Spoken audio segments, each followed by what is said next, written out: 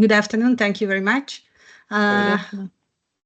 Hi. Nice to have so much participants in this training. Let me share our presentation. I will continue Gaz's presentation, and I will talk about our Spark program in practice. Can you see my presentation? Yes. Oh, perfect. As Ga mentioned it earlier, Spark is a fast and practical SME development program that is always tailored to a specific topic. Our first round focused on the agri-food sector, the agri-food businesses, and the second round was supplemented with thematic workshops for participants from the CCI sector, from the creative industries and tourism enterprises. The third round is currently being developed, and it is expected to target the tourism sector specifically. We have developed this program within the framework of the Digital Tech EDIH. We are a consortium partner of this project in Hungary, and our goal is to give local businesses a quick access to real development opportunities. Our mission is to strengthen rural SMEs to build a sustainable and resilient business model, and because they have to be able to react quickly to a changing market environment, and recognizing and exploiting their own values. The program elements are built around digitalization, sustainability, responsibility, not just in theory, but actually integrated into their everyday practice. The community and learning from each other are very important in this program. So in addition to professional facilitation, we also place a strong emphasis on peer-to-peer connections. What are the core values of our program? One of the strengths of Spark program is its integrated mindset, integrated approach, because we focus on digitalization and sustainability, and provide short and long-term value for the participants. We tailored the topics to the needs of the participants, focusing on their problems and real business situations, so everybody get what they need. During the workshops, participants learn not only from an expert or experts, but also from each other by working on real programs. An additional value of this Spark program includes that it's very flexible, and we give a personalized mentoring program and a set of tools that can be quickly applied by the participants, and all of which contribute to the program not being just one of many, but rather than one that delivers real and short-term results. So it's a very efficient program. And very fast. It is in their name, Spark Business Sprint program too. If we compare our program to other business development programs, other traditional programs, we can say that Spark stand out in that because we don't have too much bureaucracy, too much administration, but we give we are very practical, and we give a community-based learning and mentoring. We provide practical examples that can be applied immediately by the participants. We give personalized supports and fast iterations to all SMEs who are taking part in this program. In Hungary, the other business development programs are very slow and they have long bureaucratic processes, and they give boxed solutions and have less community experience. We think it is very important nowadays to have community experiences too. Regarding the target groups, we primarily looking for micro enterprises that operating in traditional sectors. Our latest program involved 12 rural micro enterprises from the fields of handicraft, tourism, winemaking, tour guiding, tailoring, fashion, woodworking, and cheese making. So lot of traditional sectors, and these enterprises need to preserve their values while also opening up themselves to new directions. They were mostly local family businesses with 1-2 persons.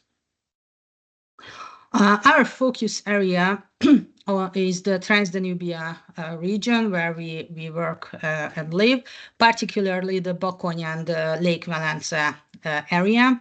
In the first Spark program, we only provided mentoring, but in the second round we supplemented the mentoring with workshops, which took place in person, offline, and in half-day sessions, strengthening the community-based approach. Regarding the model, we took 3 workshops, 3 thematic workshops with the purpose, sustainability, and value proposition topics. And after these workshops, there were 4 sessions of personalized mentoring for all participants. And this was accompanied by peer learning, so the participants has learned from each other. Regarding to the operating model, there was a coordinator. This is Citria. We had facilitators who took the workshops, and mentors who offer the personalized mentoring for the participants. We have a code of conduct with the ethics and where we clarified our roles, and naturally, and of course, we took care of the appropriate data management too.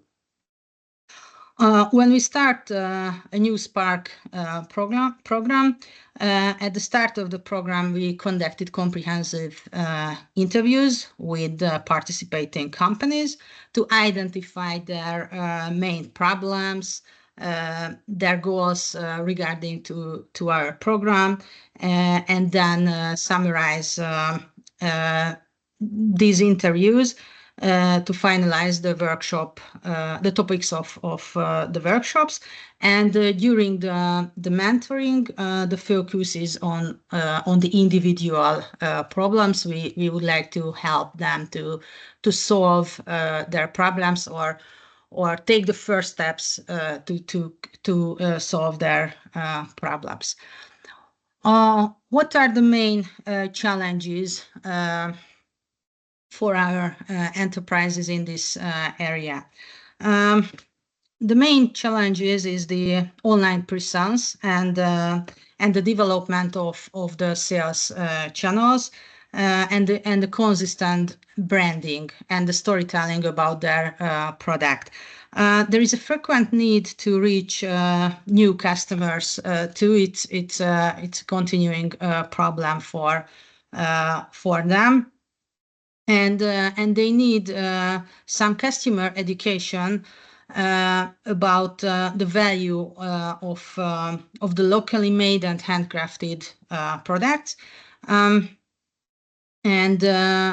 and there is a strong emphasis on organizational development and capacity management too. As I said, they are very small enterprises, so they have to manage their ongoing and everyday jobs efficiently.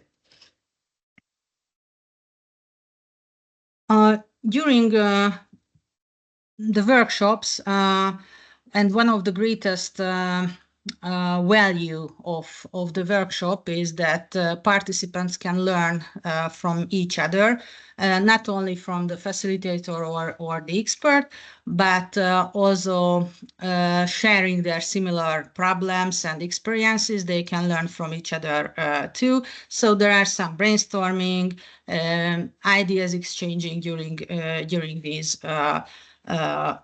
workshops, and we can also strengthening the social capital too during this program. Today, as we know, digitalization is digital presence is inevitable. A website or a Facebook page is very important, but not enough.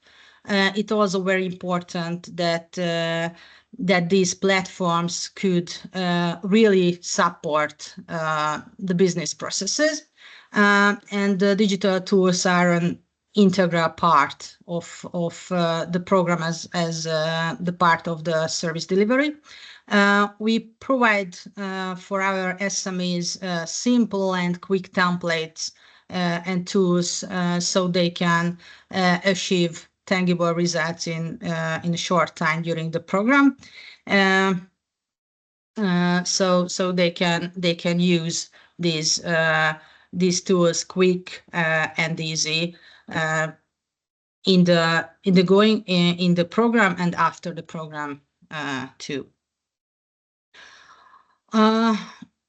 We highlight the importance of sustainability in this program too.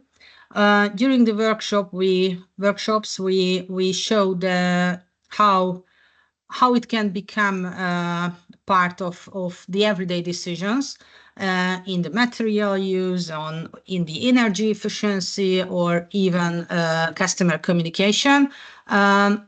We also present the best practices and give specific tips on, for example, green tourism or local value preservation and so on.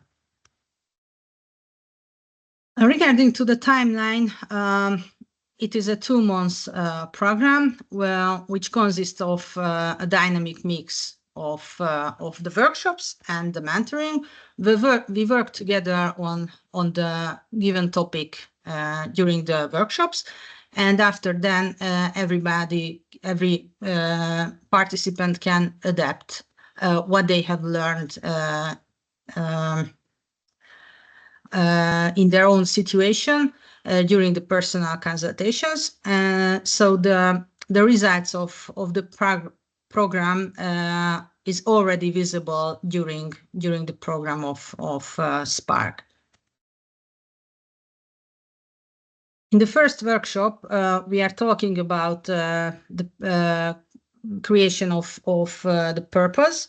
We examine why it is important for business to have a clear and conscious mission. How does this become a practical strategy that can help in branding and market differentiation for an enterprise? and we present real-life examples from the creative industry. On the practical side, participants can formulate their own mission statement, and they can identify their values and unique selling proposition.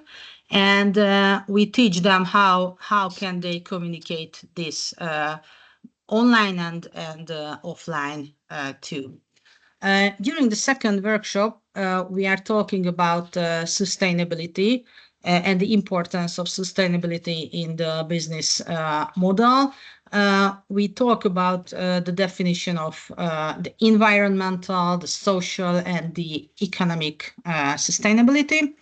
And we discuss how sustainability can be used to gain a real competitive advantage for the enterprises. Regarding to the practical steps, the participants work together to conduct a simplified sustainability audit and identify the areas for improvement, select some green actions such as materials or energy or so on. And finally, we discuss how to communicate this approach in a customer-friendly way. The third workshop is about the role of the value proposition. We analyze how this fits into the customer journey and how it can enhance the customer experience and how it fits into the customer journey elements. In the practical part, participants use the value proposition canvas to put together their own value proposition step by step. And we give them real examples from the CCI sectors. As you can see on the pictures, it's not classroom feeling, but they move on during the day a lot outside and inside. So it's very interactive program. After the workshops, we have the 4-session personalized coaching series. They set their goals and the mentors profile the SMEs. They meet with the participants weekly or bi-weekly rhythm, and the participants have short practical homeworks, and they get continuous feedback. And after the mentoring session, we give them a roadmap and follow up their development, the development of their business. By the end of the program, each SME have a clear mission and the customized positioning. They have a clear value proposition with a roadmap of digital developments, content creation, and at the end of the program, we organize a final event where we summarize the experiences, and the participants receive a certificate about participating too. An important part of the program is the involvement of the communication channels. We use Facebook, Instagram, and LinkedIn mostly, and of course our own webpage. And we have a short flyer that help us to disseminate our work. The value proposition canvas, the digital audit checklist, and an action tracker template can can all be used after our program. The goal is for everyone to take home a concrete list of steps that they can use and work with them after our program. What about next? Our future developments regarding to this program are moving into two directions. As I mentioned earlier, on the one hand, we would like to support the development of tourism at the Balaton area, but unfortunately there is little interest now there. But on the other hand, there is a serious demand for AI-focused trainings and the support for practical implementation and the practical use of the artificial intelligence. So we are working still on that, but I think this will be the next step in the development of the Spark program.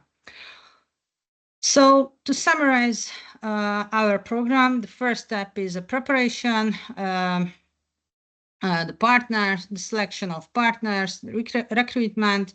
Then we profile all participants and their goals with the interviews. We take the 3 workshops with the purpose, sustainability, and value proposition topics. After that, a 4-session mentoring. During the program, we disseminate our program and measure the results after the program. We are the coordinator. C3I is the coordinator of the program. We have facilitators, mentors who are the experts of the area, and of course we have a communication specialist who helps us to communicate about the program. So I'd like to tell these words about Spark program. Thank you very much for your attention.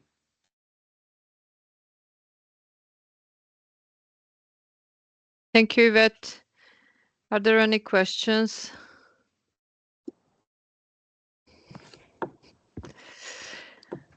Any comments? I always have questions and comments, but I don't know if it's appropriate anymore.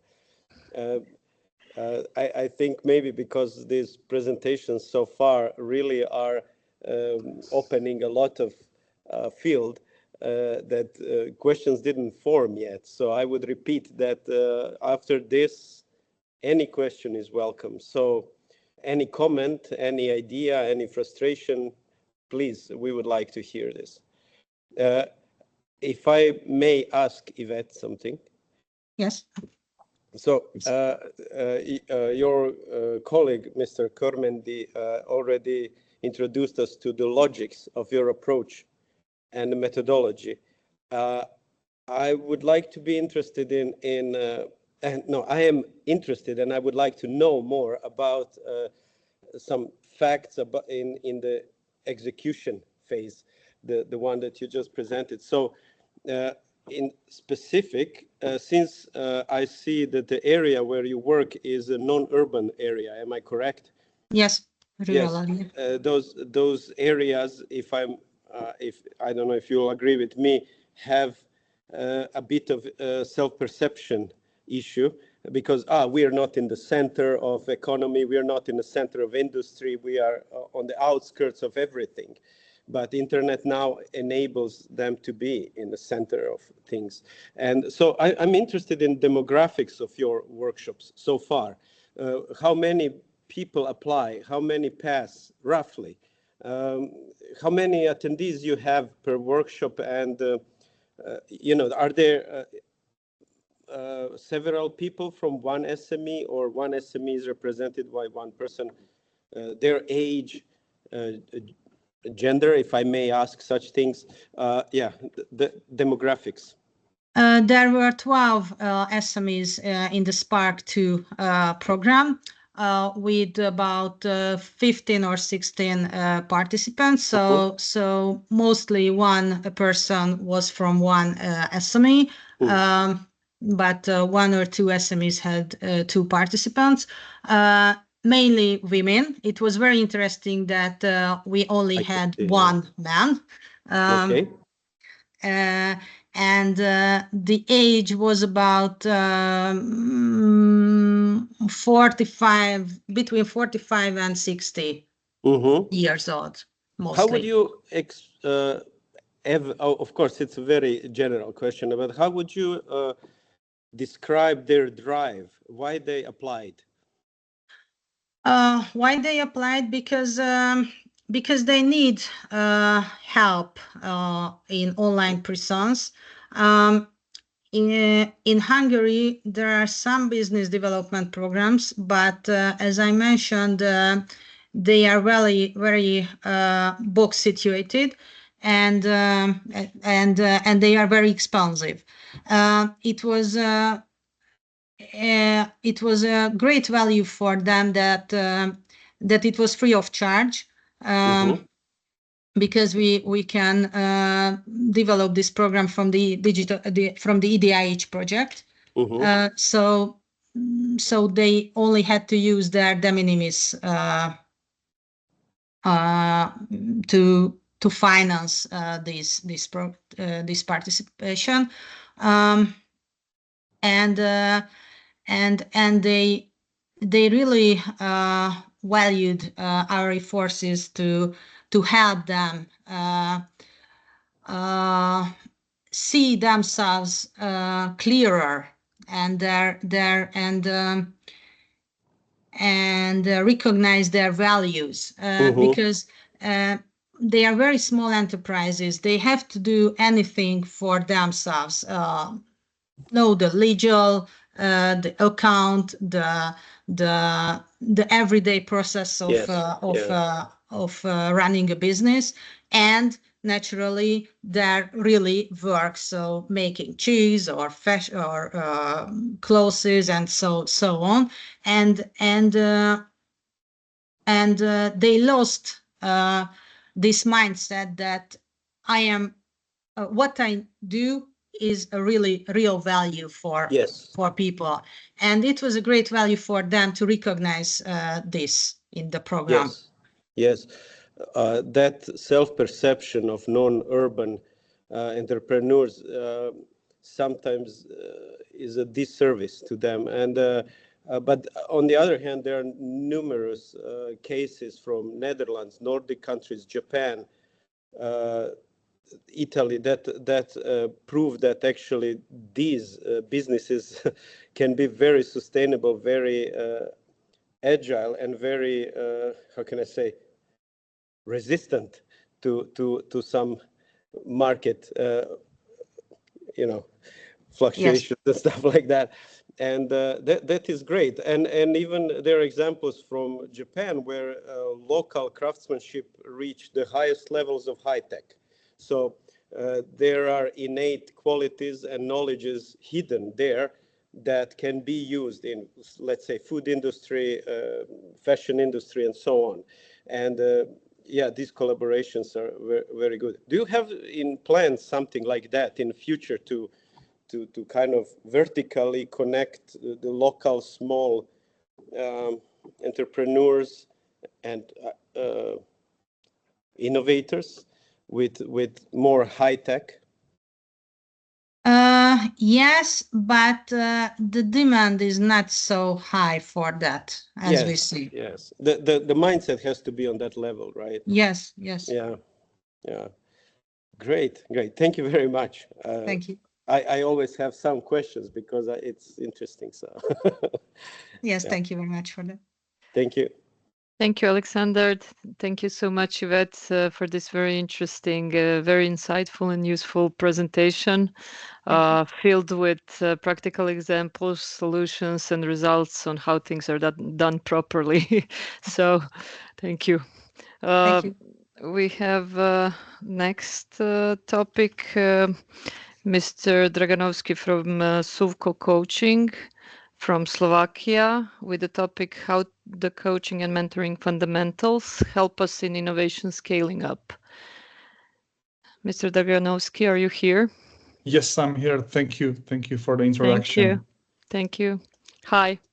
Hi, Welcome. happy to meet you. Thank you. Happy Thank you to very also. much for such a warm welcoming, and I'm happy to be here. Thank you. When you're ready, please start. Okay, I'm more than ready. So let's start if you don't mind. Thank you once again for the invitation and inviting me. I would like to share the experience of our company and also like co-working and co-facilitating workshops and projects with creative organizations, with entrepreneurs, with business-wise topics. But firstly, maybe why coaching or mentoring is so important from my perspective. Let me begin with the story. This story is not from our company, unfortunately, but I'm sure you know those familiar faces. It's the story of the company called Lego from Denmark. It was 2001, the year 2001, when Lego was facing a real struggle or a real dilemma, challenge, if you like, inside within the company. The challenge was that they have plenty of creativity, plenty of ideas. However, for them, it was really challenging to interconnect those ideas with customers, with business, with money. And they were really struggling. You can read about the story all over the internet, but why I have picked it and why it is so inspirational one from my perspective is that they could have done like many choices, like dismiss all the employees. They can like fire them or build or reconstruct their teams. On the other hand, Lego thought differently. What they have done, and it was a successful story, they have implemented coaching style within the teams. They have taught the leaders how to run the meetings, how to run retrospectives, stand-ups with their teams, not in a presentation way, but rather do it as a coaching, do it as a discussion, do it as a collection of the ideas. And also they have interconnected the teams in the company to share those ideas, to coach them between one another. And you know the story, Lego is still one of the top brands, not only in a toy industry, but also speaking about employer branding or maybe a love brand for all of us. And why I have picked this story is that you can see how maybe a small change in your daily routine patterns, in the style that you do, in your leadership way, can make such big contribution, not only for your company, but also for the business, for clients, for all your stakeholders you daily work with, and how maybe rather listen and share than to speak and point your own idea firstly, but do it in a coaching way. And I would like to share my best perspectives, maybe lessons learned in cooperation with some of the companies I hope you know, from not only in Slovakia, but from Asia, US, also from Europe, Spain, projects with in Sweden, etc., etc. And I have picked maybe the creme de la creme for you to know the hidden areas of the coaching and the mentoring, and maybe when or why to use coaching and when or why to use mentoring. So let's make a short and brief distinction between two of them. It's my privilege and pleasure to be a managing partner of company Sulco. We operate primarily in Slovakia, two cities, capital city Bratislava, and also beautiful city Košice, my local hometown. I'm really proud of. And I would like to, I'm here to share. Yeah, so if you have any ideas, comments, questions, please feel free to unmute yourself or to let's chat using online camera. I will be more than happy to share it with you. So let's begin with the story. Please look at this boat and imagine yourself right now working in your organization, working in your team. Please pick one number that characterizes you the most. Please try to pick one number from 1 to 20. And if you don't mind, please write it down into the chat, or you can say it out loud using your mic, or you can just write it down as a comment in our chat. And my question is, please pick just one number that characterizes you the most currently within your team, within your organization. Fortunately, there are no good or bad answers, but please just pick one number. I will give you your time. And if you are ready to share, just maybe write it down into the chat that we can check one another.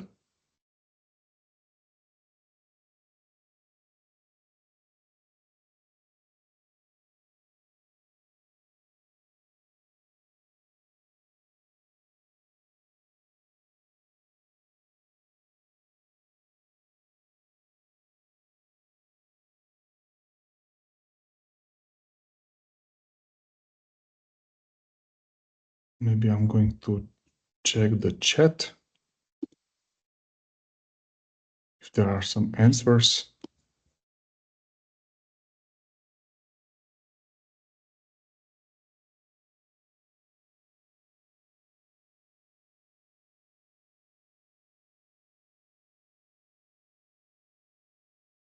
Right now, no answers, okay. I'll give you one extra. Okay, perfect. Number 8, nice. Number 15.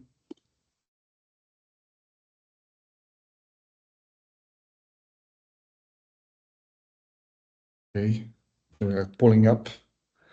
Okay, 15, holding, maybe pushing the big boat. Okay.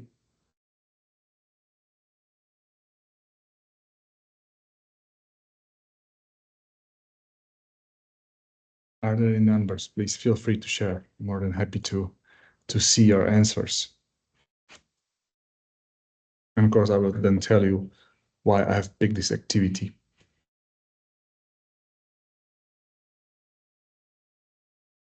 Actually, I do frequently this exercise with leaders and top management to see their perspectives. Sometimes it's funny, sometimes like just discussion opener for us.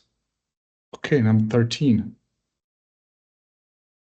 Stefan, thank you for sharing. Laura, number 2. Okay, as I mentioned, there are no good or bad answers. It's just your perspective. How do you currently feel within your organization, within your team?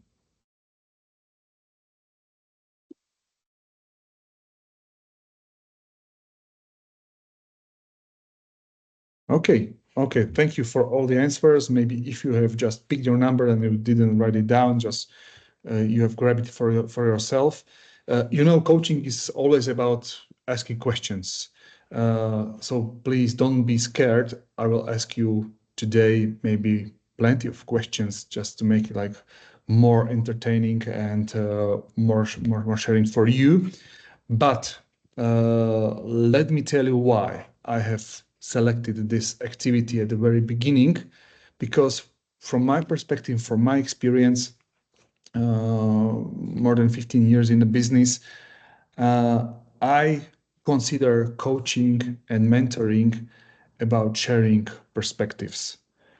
I consider coaching and mentoring as a crucial parts of creating safe environments And when we want creativity to flourish down our heads and to bring on the ideas to the table, I see that there is one fundamental condition, and it is how we share our perspectives in the environment, how safe we think we are to share it openly and without judging of others.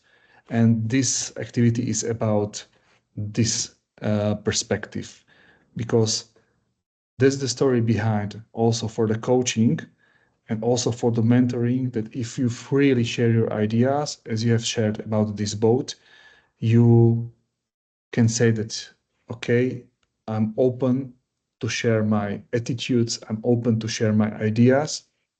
And as in this activity, the same for coaching and mentoring, at the very beginning of the process, there are no good or bad answers.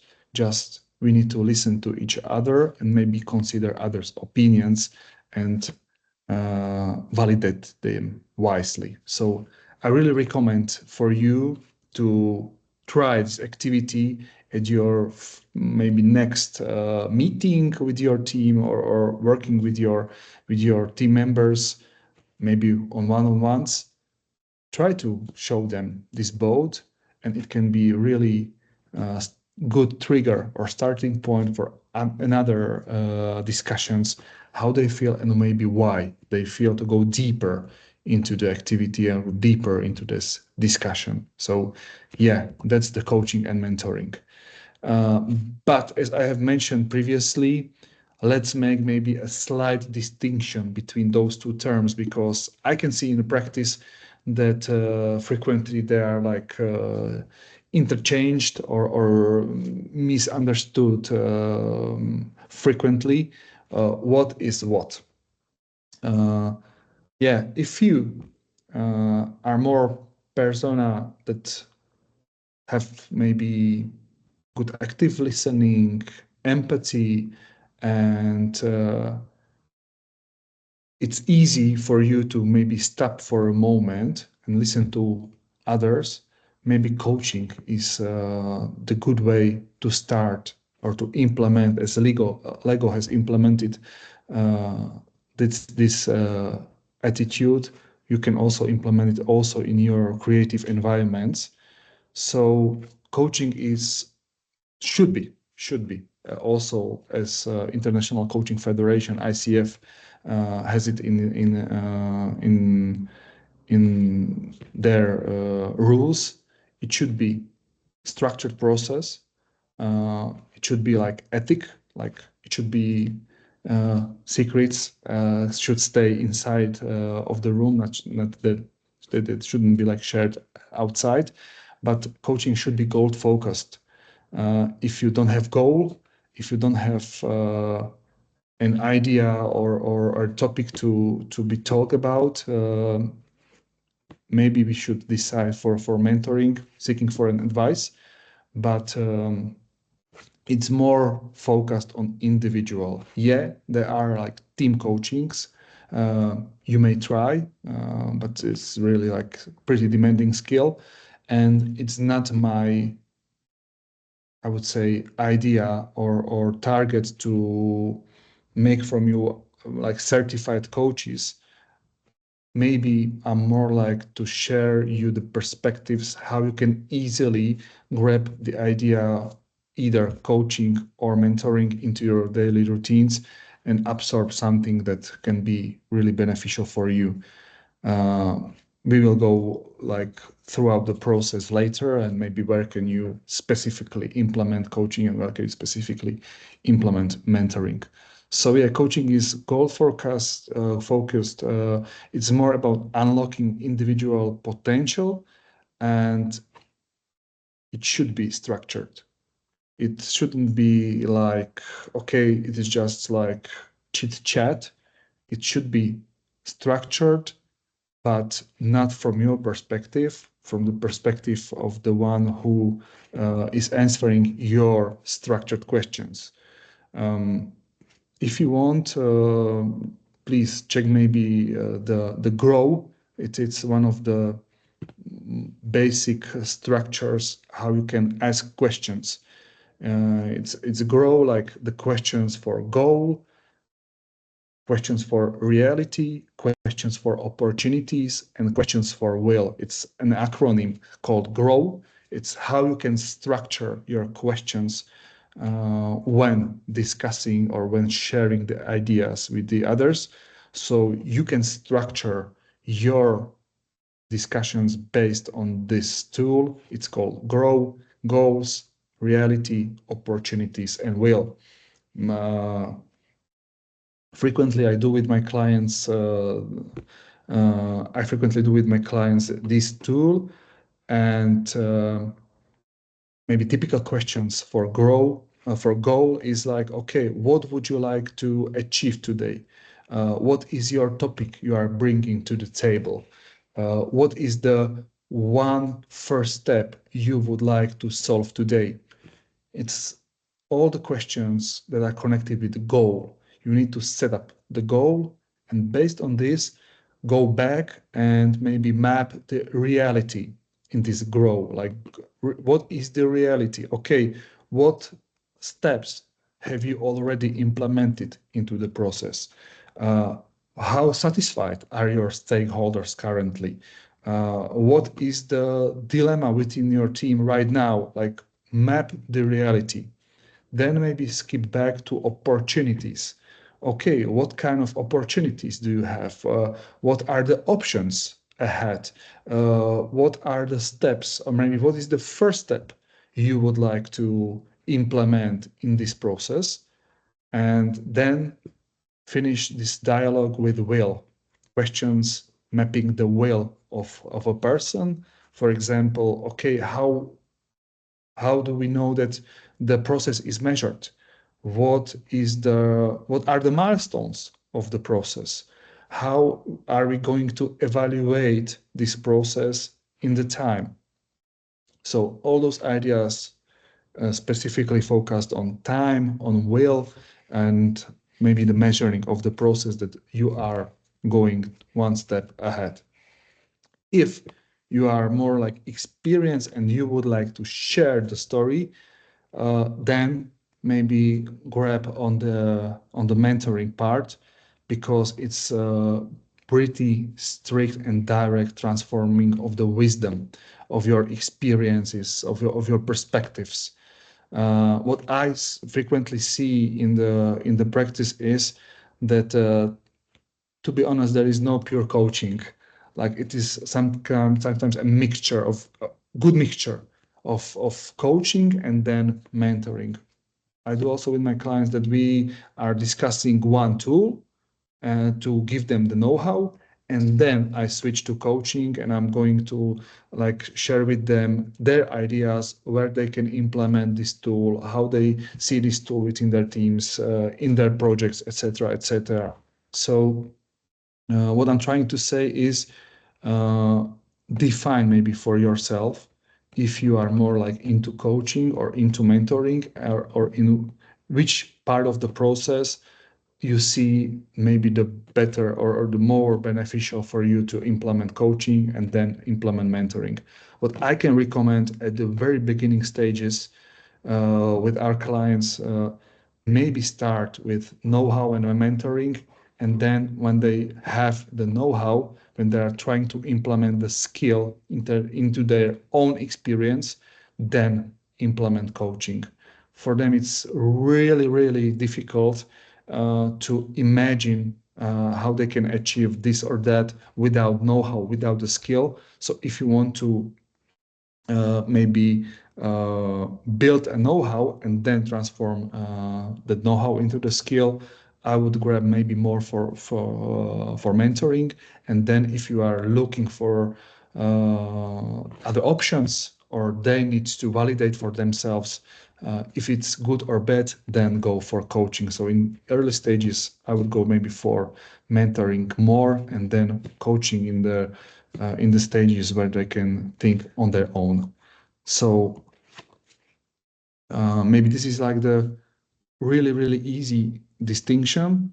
And the tool I'm also would like to share with you, you can also implement it really, really easily into your daily routines, is the technique called SSC, I mean start, stop, and continue. It's the coaching technique we also implement for 360 degrees feedback for managers and team members. And why this technique is really good, that it is a little bit of coaching and a little bit of listening the answers from the other part. Imagine that you are sitting with your team or sitting with your team members, clients, stakeholders. In any environment you sit with on daily basis, and try to maybe organize one meeting as a small retrospective, like small point. I recommend to do this start, stop, and continue when you go from one phase to another, or from one stage to another stage in your project, or in like design thinking and like process mapping. If you are going from one stage or one quick win to another quick win, I would really recommend to do this technique. It's a set of questions, so it's like team coaching activity or team coaching tool, and you can ask your team, okay, what do you think? What should we start to do? What are the another options that we should start to consider, or we should start to do? So it's meant like, what should we start? Then ask your team, okay, what should we stop to do? So imagine asking your team members or your colleagues, if you are a leader or if you are like running some project agendas, like, okay, what is now no longer beneficial for us? So what should we stop to do? And then it's connected with your team strengths or the activities you do well. Okay, what should we continue to do? What should we continue to implement so we can keep on that track and we do well? So it is a really easy technique. What should we start? What should we stop? And what should we continue to do, to think, to implement? Use verbs that are beneficial or applicable for you, because it is the coaching part. If you see that you are more like into the mentoring phase, or you are in the early stages of the project and you want to share your experience and also your know-how, maybe grab for the technique must have, secondary, and nice to have, and share with your audience, okay, those are the must-haves we need to do, because you need to point or to focus the attention to the fundamentals, to the crucial points. So maybe share with them what are the steps you necessarily need to do. Then maybe describe secondary activities from your perspective, from your experience, and then name some nice to have activities. It's if start, stop, continue was more into the coaching, this is more about mentoring. You you can use it also like asking the questions maybe from for your team and collect the ideas and the answers from them. But it's really important that they have specific knowledge and skill on the topic you are asking about. If they don't, I would recommend to do this technique more like a mentoring table than coaching questions. So maybe try to say or transfer the knowledge, what are the must-haves, secondary activities, and what are like nice to haves, because it's more about focusing and strategically thinking about your projects. So it is another technique you can use. So in why I've picked those techniques, you can easily see how big is the difference if you apply coaching style and if you apply mentoring style. And why those two techniques? Because our brains are so. Because people frequently think that if they think that in that cases they know what they are doing. And this is frequently false, because if we bear on our own ideas and don't share them, as that was a story of a Lego, we have a tendency to look maybe for shortcuts. We combine the know-how with the solution, and we combine the patterns we know. Maybe the patterns we are not scared. Maybe the patterns that are certain for us, that is inside of our comfort zones. And why is mentoring and coaching so beneficial from my experience also for creative environments? That creativity is out of the box thinking. I mean, creativity is a strategic activity based on combining the unknown realia with new forms, with new patterns. So that's why coaching and mentoring is so beneficial for us in a creative work, in innovation, in thinking outside of the box, because it is based on combining something which is not connected with our past experiences and something we maybe don't know yet that is inside of us. And I have prepared also some maybe hidden aspects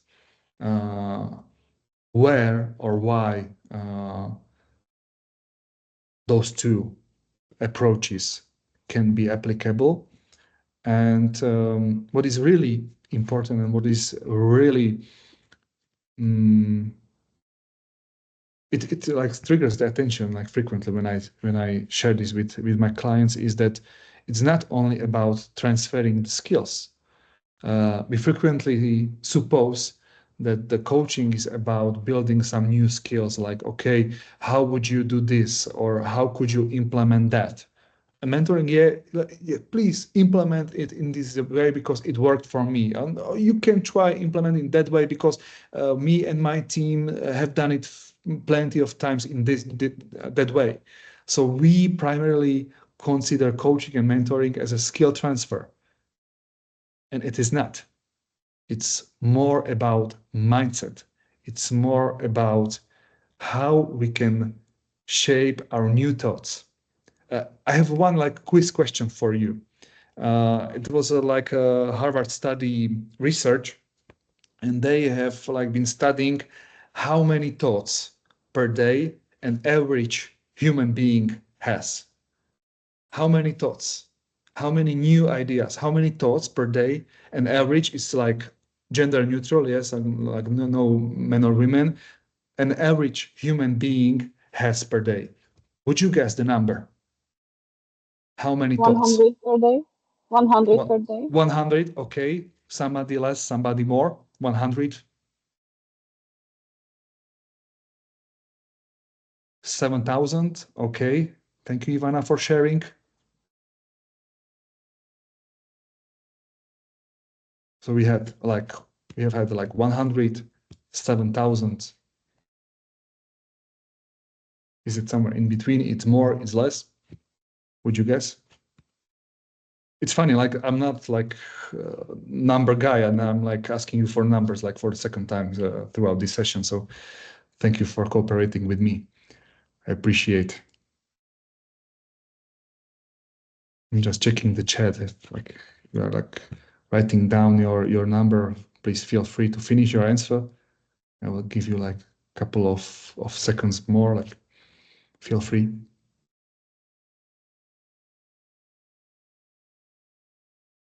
Okay, Sylvia, 5,000. Okay. And the answer is And the answer is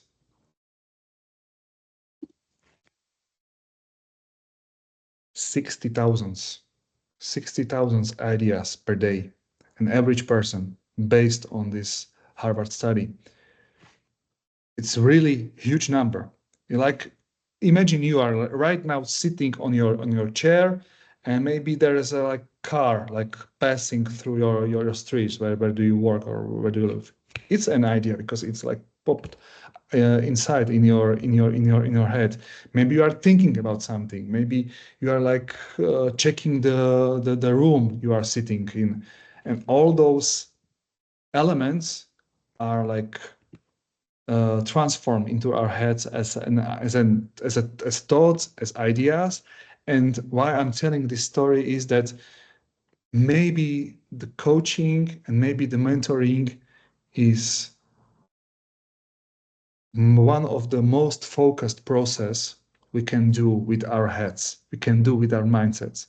Because suddenly, if you try this process, you realize that you are with you, me, you, and all your teammates sitting and discussing one single item at the time. So you are like grabbing one idea for one maybe specific reason and one specific result. Because then, as you can see, you are creating a space for ideas to be radically tested. Maybe you have read the book from Kim Scott, The Radical Candor. If no, I really recommend that. It's like read book, one of the bestsellers. But why I'm telling this, that suddenly you realize that you are sitting in an environment when you and your team, or you and your colleague, your manager, whoever, your stakeholder, your client, are ready to share, without judgment, and you are focusing on improving. Because my experience is that, yeah, you can work in hierarchy, you can work in team, you can work in an organization, but it's not the way how the innovation is built. I'm sure, and I'm like 100% sure, that innovation thrives in connecting or reconnecting the people, the perspectives that have never been connected together. And I think that that's maybe the one of the most beautiful parts of our life, because then we learn. We learn from our like pure know-how, pure sharing, and that's how the innovation. I really think like the true innovations are built. And what is really good, you can use that start, stop, continue technique, or must-have, secondary, and nice-to-have technique. I'm sure it's not something like I'm not like reinventing the wheel, but what I'm trying to say is that maybe stop for some time and give your time to reflection, and maybe using this coaching or mentoring techniques, you are focusing where to put or where not to put your energy. And that's making your innovation projects and innovation process in general rather sustainable than experiencing kind of burnout. And last but not least, where I see also huge benefit of this process, and also the story of Lego is like success story of this, that you are building learning environment, that you are building new habits, and in so-called iterations, like really fast feedbacks in time, like start, stop, continue, or how would you solve this, or using that grow technique, go, reality, opportunities, will, you can experience pretty beneficial learning loops, and you can keep on in the process and learn from each other rather fast. and it's really building an adaptability as one of the top skills. It's also like classified one of the top skills in Future of Work report by World Economic Forum. Adaptability and those like learning styles, or how fast we can skill, reskill, or upskill ourselves. It's one of the top skills, not only for today, but moreover for the future, also stated in Future of Work reports. And as I mentioned, I'm not like number guy, but business is about numbers. I'm more about the like structures. I'm more about like frameworks.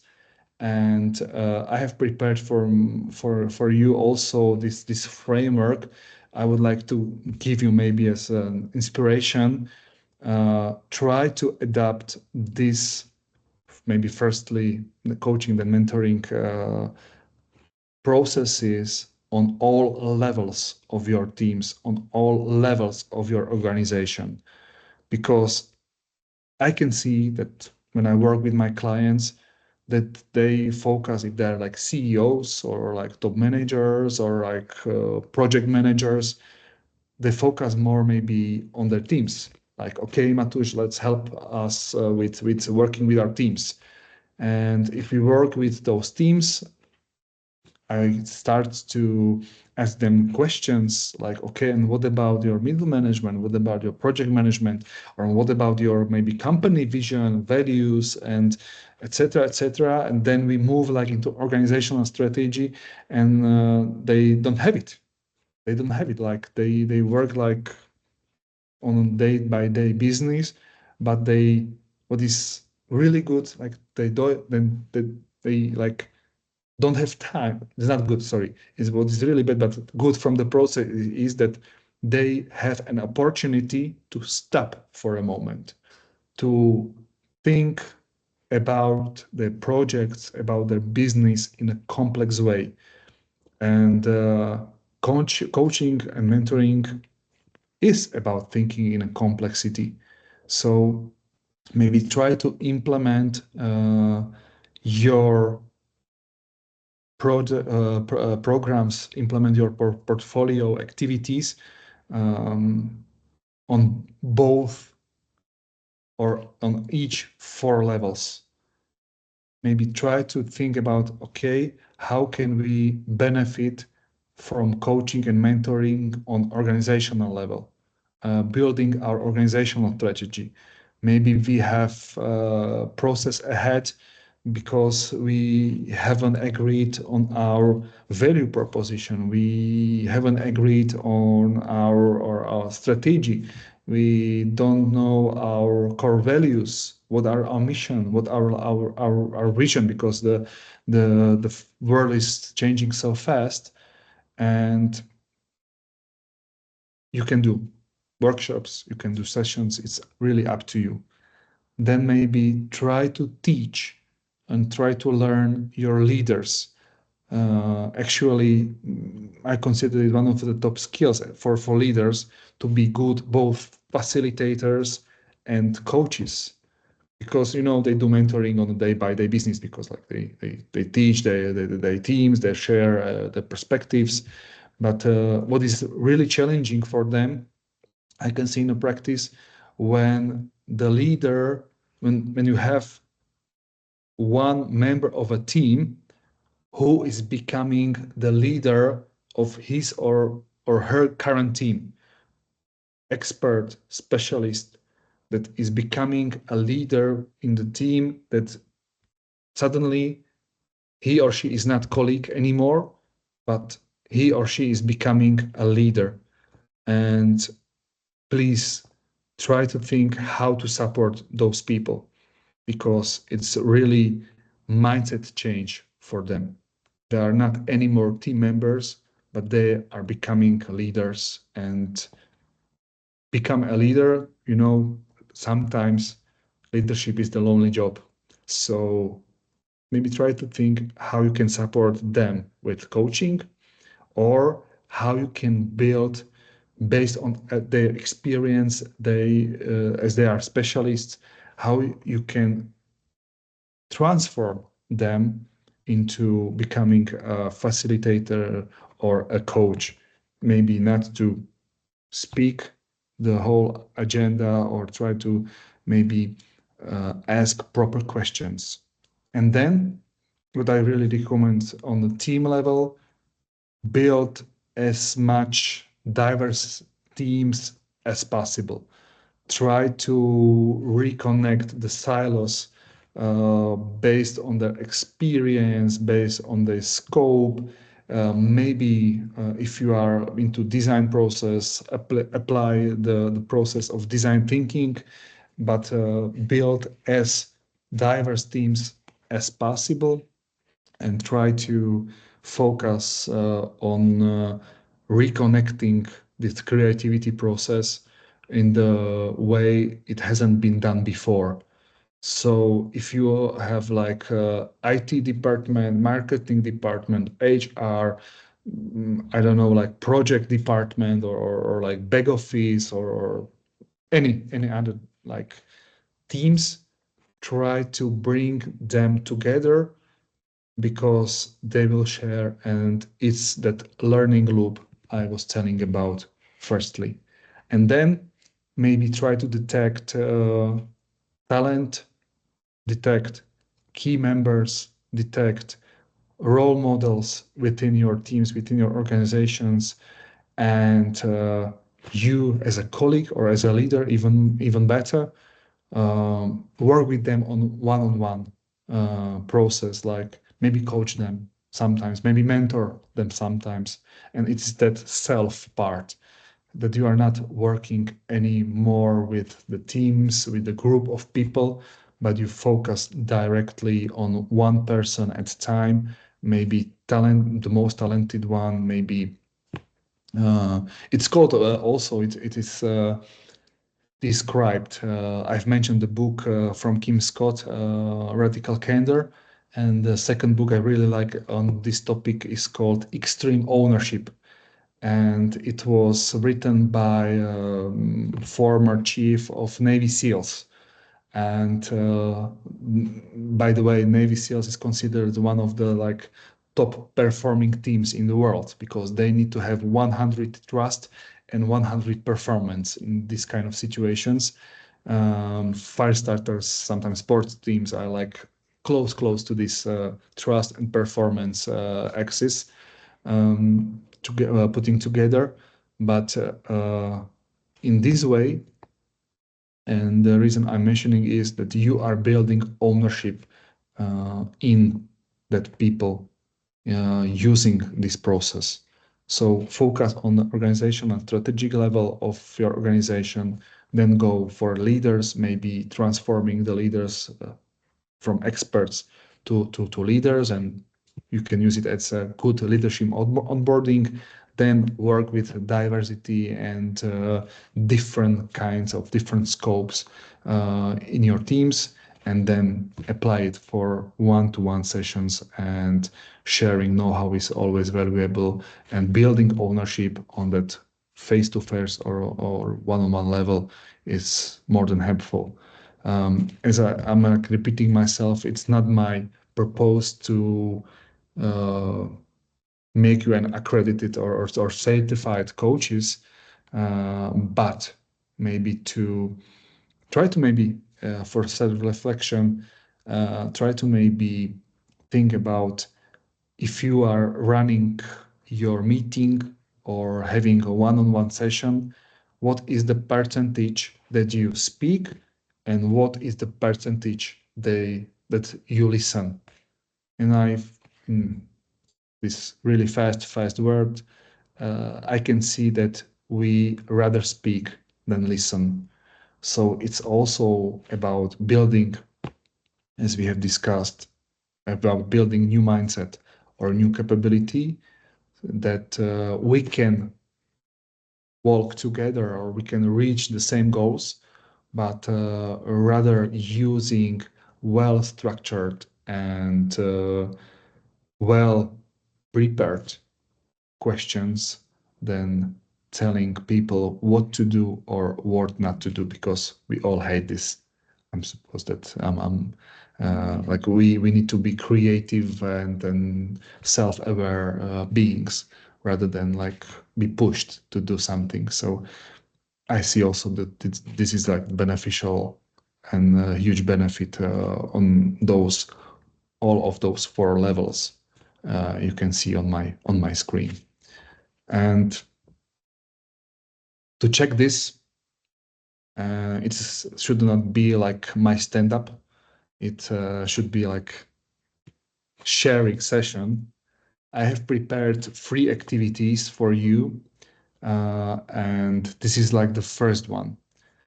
Try to maybe think, how would you, I will give you like 5 scenarios. I will give you 5 scenarios and try to maybe think in both ways. It's about training how to be a mentor and maybe how to ask as a coach. So try to think, and I will be more than happy if you like something write down in your chat, or we can like discuss it using your webcams or mics. How would you respond as a mentor, or what would you say?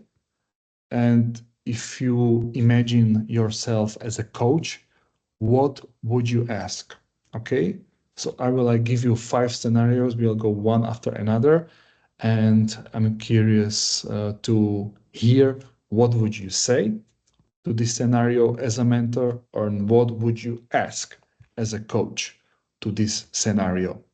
So the first scenario is about missed deadline.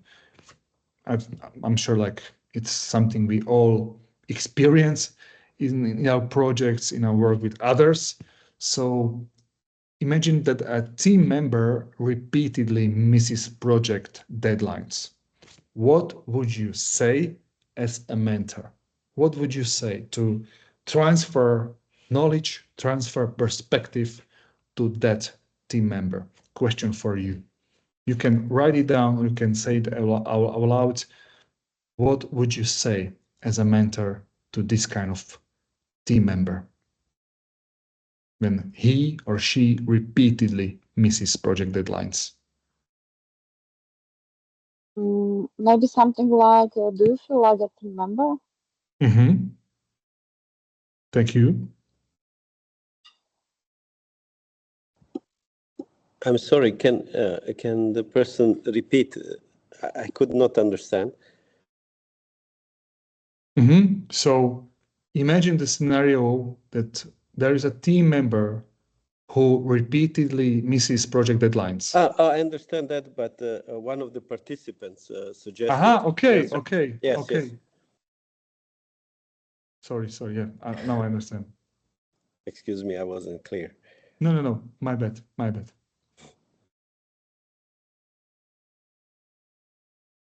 I think it was Barbara, if I'm correct. Mm-hmm. I think Yes, so, yeah. Yes, me. Yeah, maybe my question should be, do you feel like a team member? Mm-hmm. Do you feel? Like You a feel, team member? Yeah. My question is because if somebody repeatedly missed the project deadline, that he or she could avoid this project or whole team. Maybe my question should be if this person feel like a team member. I understand. Mm-hmm. So you rather go for that coaching question, or like asking somebody how Is this a coaching question? it could be if we like transform it a little bit, but good point. Okay, thank you for sharing. Yeah.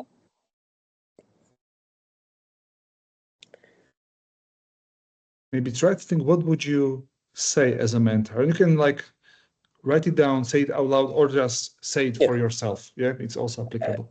Yeah, as a mentor, fueled by the experience, it's easy to say to such a team member that it's better to meet the deadlines.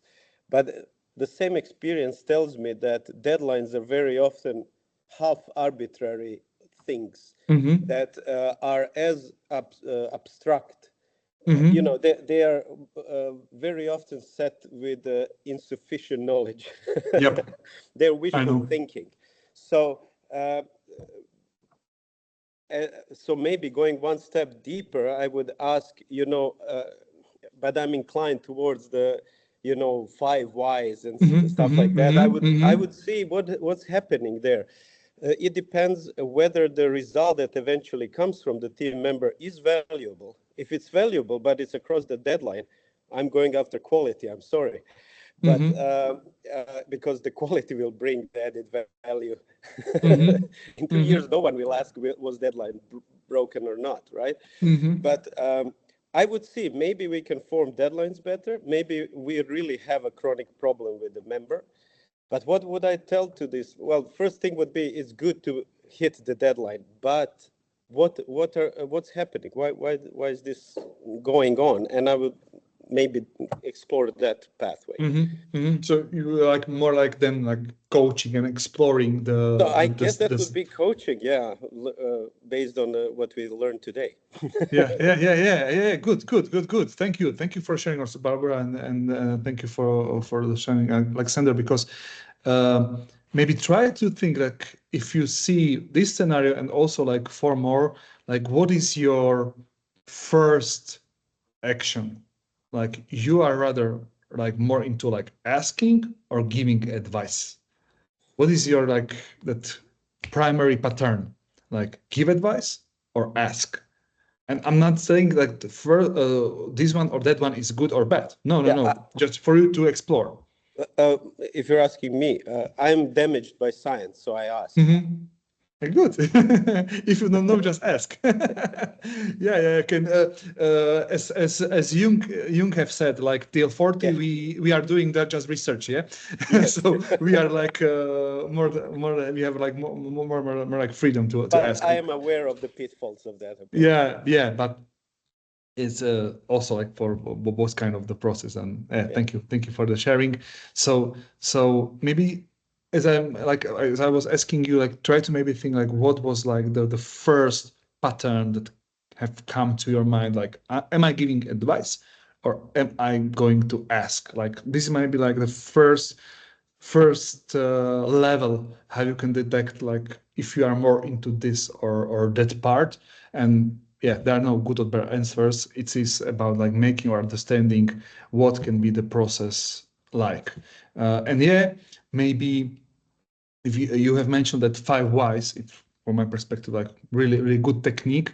What I recommend like at those stages, because they can be like really demanding or difficult situations for us to solve, maybe try to use different kind of asking words like why it's good, but it's more connected with our identity, like we were like children, like why I have like 3 small daughters, so like they're like singing like every time like why that.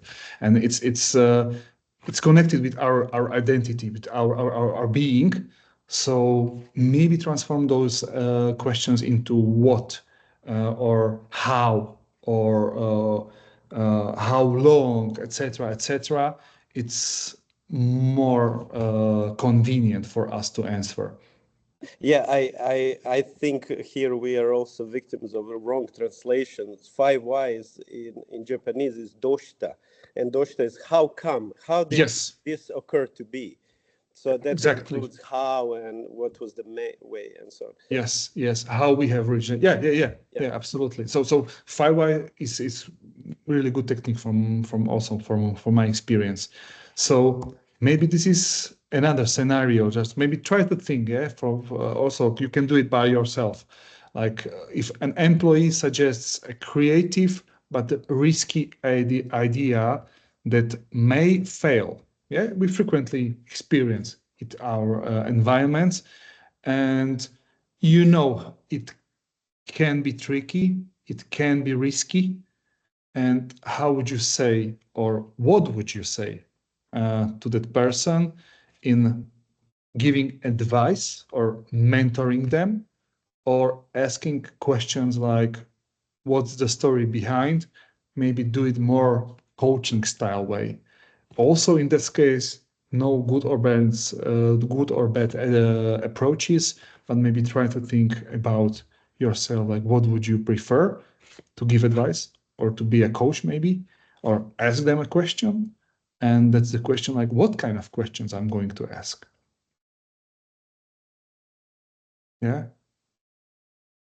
Any questions that have come to your mind? I think that he is brave, but I don't know what type of question. Maybe try to think about the question that would be like pointing to that risky part of our story. Maybe my question was only if he or she is sure with this risky idea. If he or she is absolutely sure with this idea,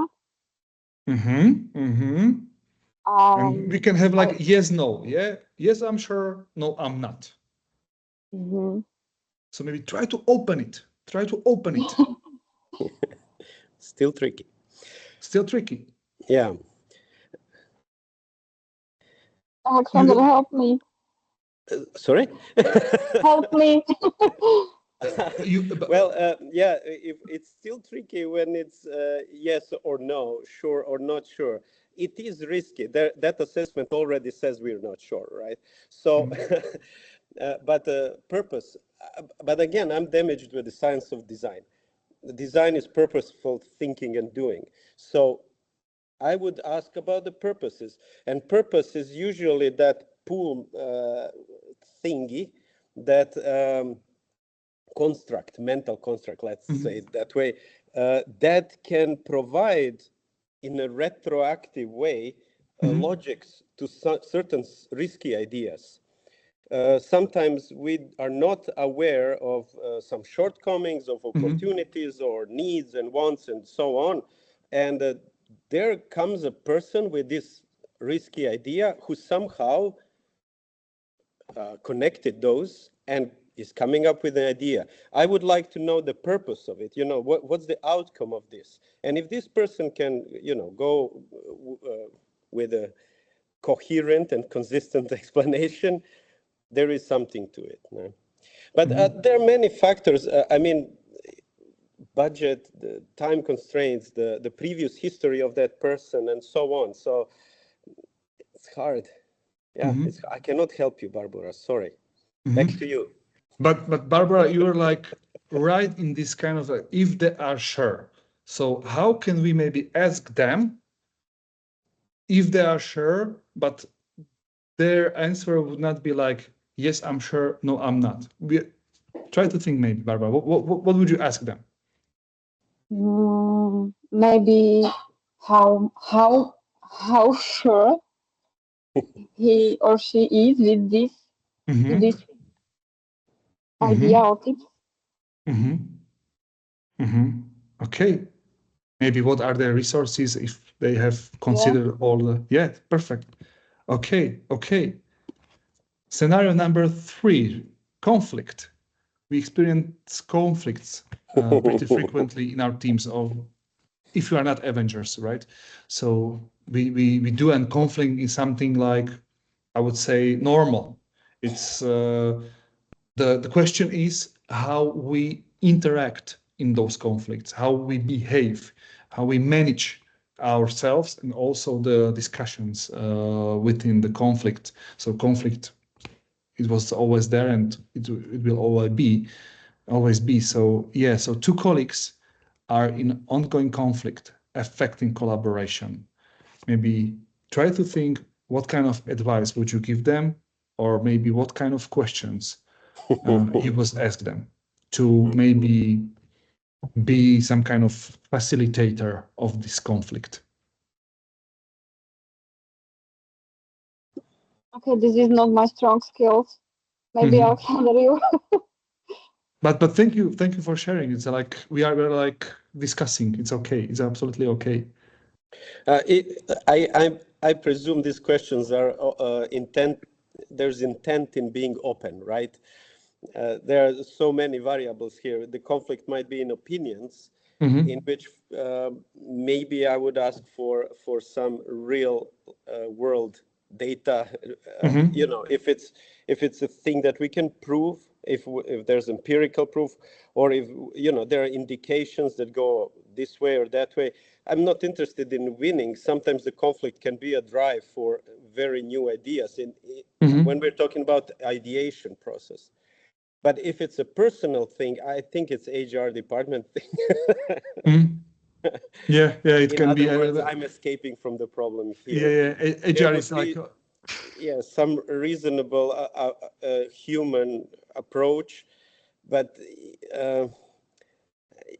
I don't know. You know, I think as grown-ups and supposedly rational creatures, we should have separated certain things, right, in our life, and maybe personal conflicts should not be brought into the work organization. And Maybe from my something like, oh, yeah, sorry. Barbara. Yeah, No, please. no. I was just Please. thinking, maybe something like, how do you think your colleague sees this situation? To widen their perspective. Yeah, pretty good. Yeah, thank you. The first one, good for mentoring. Your question, good for maybe the coaching to understand the perspective better. Perfect. Thank you. Thank you for sharing. Also, you can use this also for career development, for maybe junior employees, how they can grow into leadership. And also, you can tell them the stories. As a good mentor, your stories, success stories, quick wins as a mentor, or maybe you can use a coaching style like, okay, what are maybe the first steps you see that you have ahead, and how do you see yourself in this kind of position? Why? What makes it like so catchy for you, etc., etc., to widen the perspectives. And I'm just like saying that you can use either giving advice or asking questions in any kind of environment. Also, when you see that maybe your colleague is like overwhelmed, and we all do, yeah, have like busy schedules and huge workloads ahead of us, and maybe you can have that one-to-one or face-to-face discussion, either as giving advice or asking question. Maybe just be careful about the advices that nobody wants.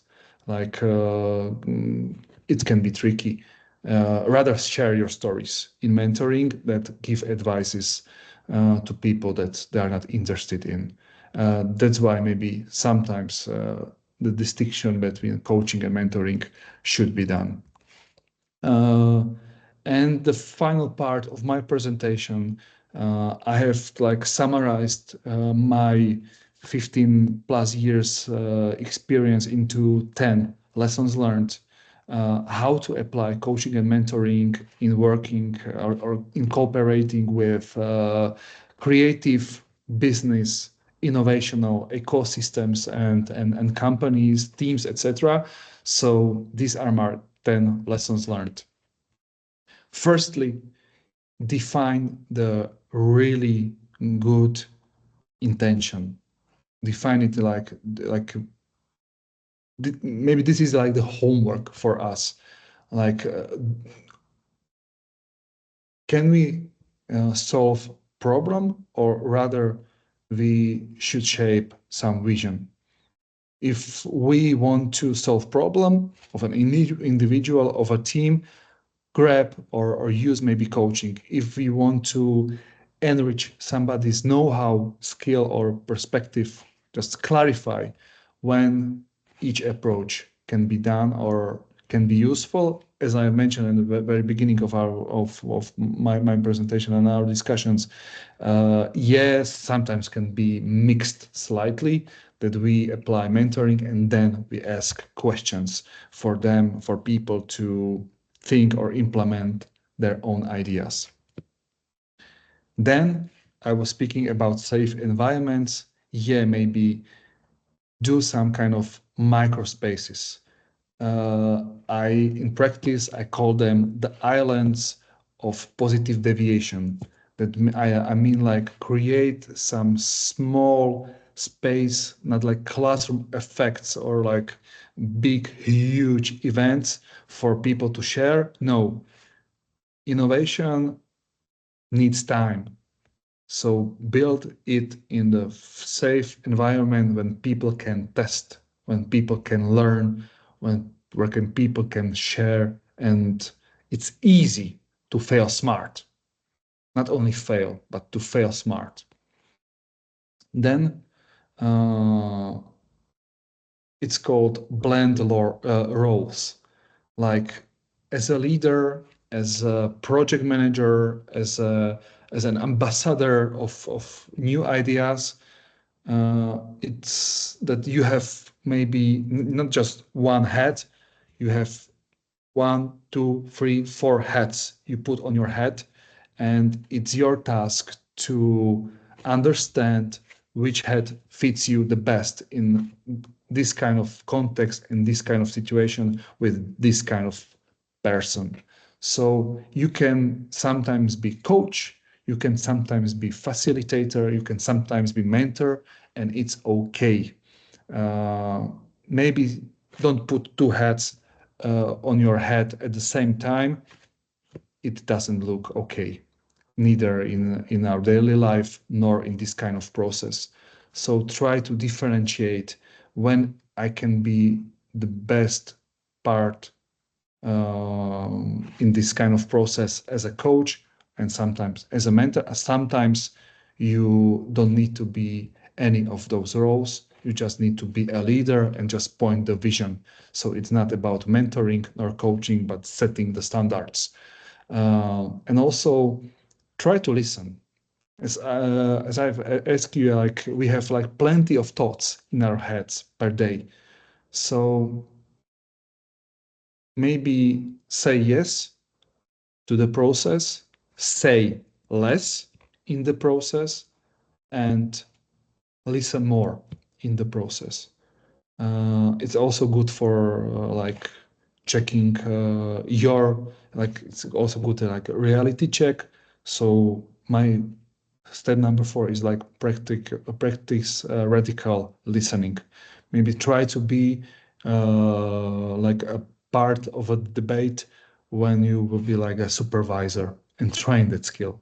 And you will like detect within yourself that you have the tendency to like be pushy and maybe like to know the best. No, try to be as much as possible into the listening part.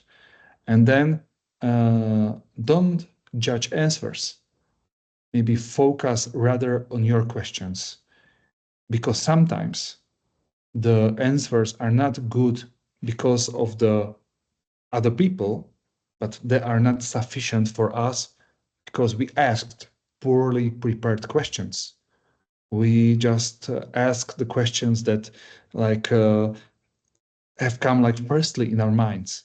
So try to maybe ignite curiosity, try to uh, ask questions that are like so deep, so learning that people need to stop for a second and think like, whoa, you know what?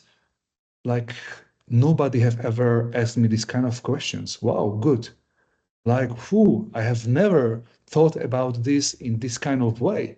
Who I have never think about this perspective in such a way that we are talking about it right now. And that's how you know that you are asking really good questions, like build curiosity inside. And then, yeah, combine, be brave, be smart to combine mentoring with facilitation, like build diversity. If you are like in the business meeting, try to maybe detect the people who are like the silent every time, and try to ask them what are their opinion. Maybe try to mix them. It's the same as you have mixed the students with A plus grades with like FX grades, and like they need to learn and they need to share. Peer-to-peer is always a powerful tool, and it's how you can build not only team intelligence, but also an organizational intelligence. I'm like brave to also say that's how we build our ecosystem intelligence, maybe country intelligence, if you want. What is always good, and why I have picked also this start, stop, continue method, for example, that by applying those kind of activities, you build rituals, and you are learning your team that reflection and to stop for a second in the process is not only beneficial, but inevitable. It's not like that we are part of some kind of project management, but these kind of reflections are learning us. So maybe stop for a second, and then yeah, don't stop to ask people why. Anchor the purpose, right? Reconnect with people and maybe understand. You should understand why they're in the project, why they're cooperating with you, what is their why. Maybe I ask this question also in my coaching sessions with my clients that, okay, why do you wake up this morning? Like, what was the reason? And yeah, we have loans, we have mortgages, we have like money to spend.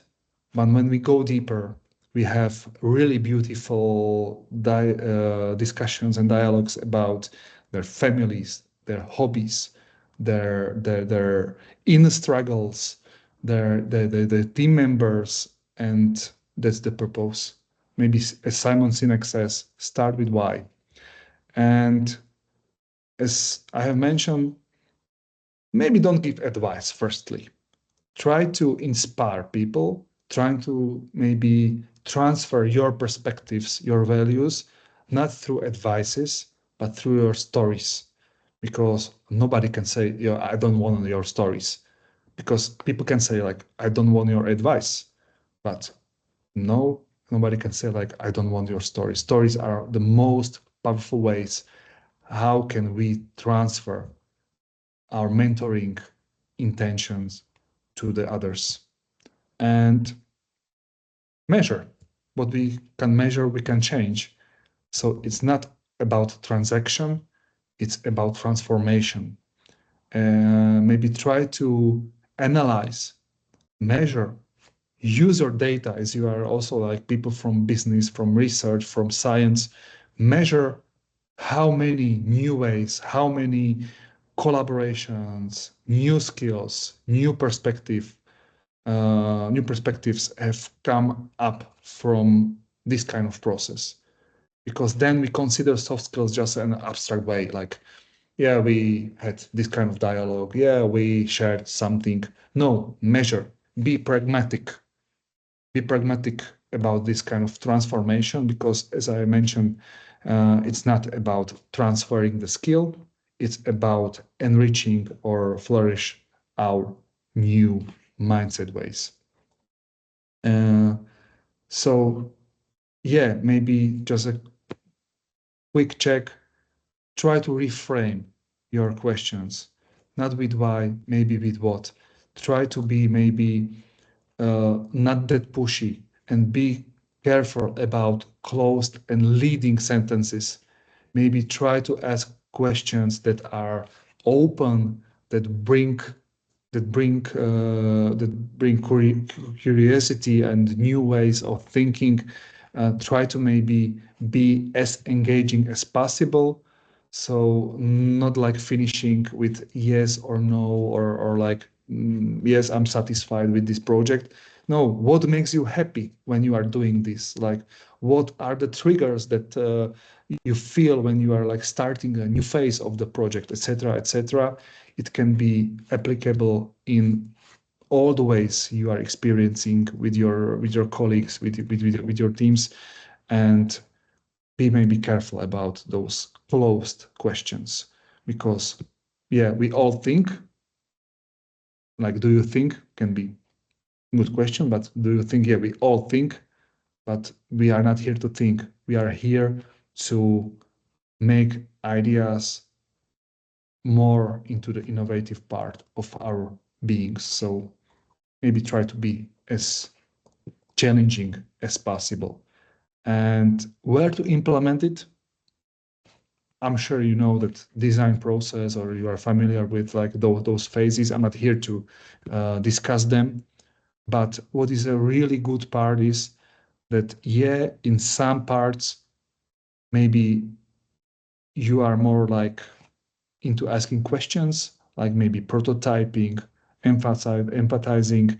And when you need to point some kind of new idea, maybe ideation part, or defining the new ways of thinking, maybe be more like a mentor, or share the best practices, share some kind of benchmarking stories, etc. So it can be applicable in all the way. Maybe try to think in which part of my daily business, in which part of my daily routines I can be like more effective using this kind of approach. And last but not least, yeah, it's about measuring results. It's about being as efficient as possible. And it also worked for Lego in their case. So apply maybe performance-based approach using coaching. You can clarify the goals and priorities of your team really easily. You can improve their accountability by building ownership, as I have mentioned, using proper one-to-one session questions. So you are building ownership in them, and you can apply this in real time. And what is also really good, the stress is reduced. And as we are working pretty busy right now and in those days, it's also a good prevention from burnout. And learning loops, yeah, it's that building transformation using feedback. So what I really like about coaching, and I'm like building advocacy in this kind of field, is not that it's a dialogue based on the set of some questions. No, it should be performance based, because then if you see the results, you are more into the process. So I'm not telling that like forget about human beings. No, it's not only about business, but try to connect your questions, your curiosity with performance-based approach. And also it can be pretty beneficial in creativity, what we can all do in our innovations and forecast approaches. So if we are feeling safe to answer, if we feel that we are not judged for our answers, also the engagement is getting better, and suddenly the magic happens. So it should be connected also with this kind of process. And where you can use, maybe define your performance goals, use it in enriching the creativity, use it in a team collaboration or leadership growth, especially when you are detecting specialists or experts becoming new leaders of their own teams. So it's called like a radar map, where to implement. Feel free, maybe detect one area and play, interact, prototype it. So yeah, that's it. And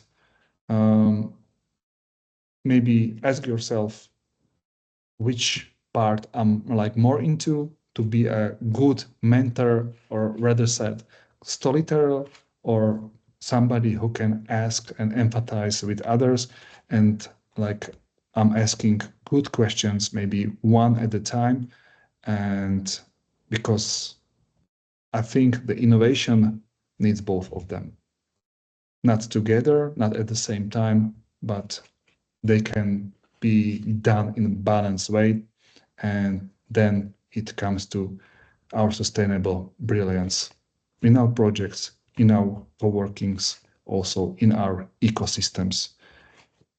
Thank you. If you have any questions, I'm here. I'm curious to have dialogue with you. We have like 10 minutes more, so that's my presentation, but I hope that we will share and continue sharing also in those 10 minutes till the official end of my presentation. Thank you for your attention. Thank you so much, Matos, for this wonderfully structured presentation based on many years of work experience, very inspiring and filled with real-life stories and examples. Are there any questions, inquiries, chat? In chat, there are just numbers. I was asking if I can see. Yeah. Yeah, I Thank must you for say, coach. yeah, I mean, you can always, all of you, contact these organizations that presented today. So also us from Terra for any further inquiries, questions, comments. I mean, it's not only today's session, so we're always open for additional dialogue and comments and collaboration of any kind. Just consider us available, all of us. Yeah, this was wonderful coaching about coaching. It's a metaphysical thing. I enjoyed it. Yeah, Thank you for the cleared feedback. Yeah. you cleared a lot of terminology for us, I think. Yes. Yeah, a lot of us mixed those up for probably a long time, and now you really set the boundaries, what is what. So it was really great, useful. Thank you. It's good to know these boundaries, but just to cross them intentionally. Yeah. In practice, right? And dose them, provide proper dosage. Sorry, Ivana, did you maybe? No, okay. But I'm happy to see you, Ivana. Nice to meet you. Nice to meet you. Thank you for like showing up. Yeah. I really do appreciate.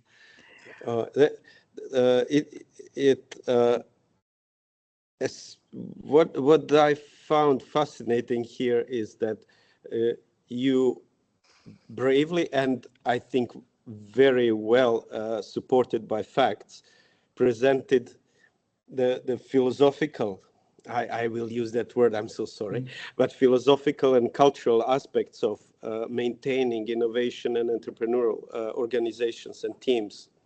That is something that also I feel is very often overlooked. Due to our cultural bias or many other factors, maybe organizational cultural biases and so on, we just forget that we are intelligent beings and that we contribute. And we stop ourselves from contributing to the larger good or added values. And I really appreciate that you kind of remove the curtains of the culture. You didn't mention that, and I'm sure you're aware of it. You're smiling. yeah. That actually that's the story behind. Yeah, but we are not like in a intercultural session. But yeah, that's it. Yes. Yeah, and you removed it and you went straight for the main part. And it's like, we can do it. I'm sorry, I trivialized that. Yeah. Thank you for sharing. Yeah. It's a beautiful thing, and I really like. I don't know. It somehow happened that in this whole lecture today, we connected the government administrative way of grounding the financing through bond project and so on. We had a slice of life of a business support organization through Terra presentation, and then we had high-tech nucleus, and we had local baseline innovation, and now we finish with you with the personal, with the social, micro-social level. It's beautiful. I'm happy. My tail is wagging. Yeah, wow. It's really good. I hope everyone had informative and entertaining time. And I talk too much. I would like to hear other people and their comments and maybe critiques and questions and answers. I would like to hear answers. Please be brave. This is really great opportunity.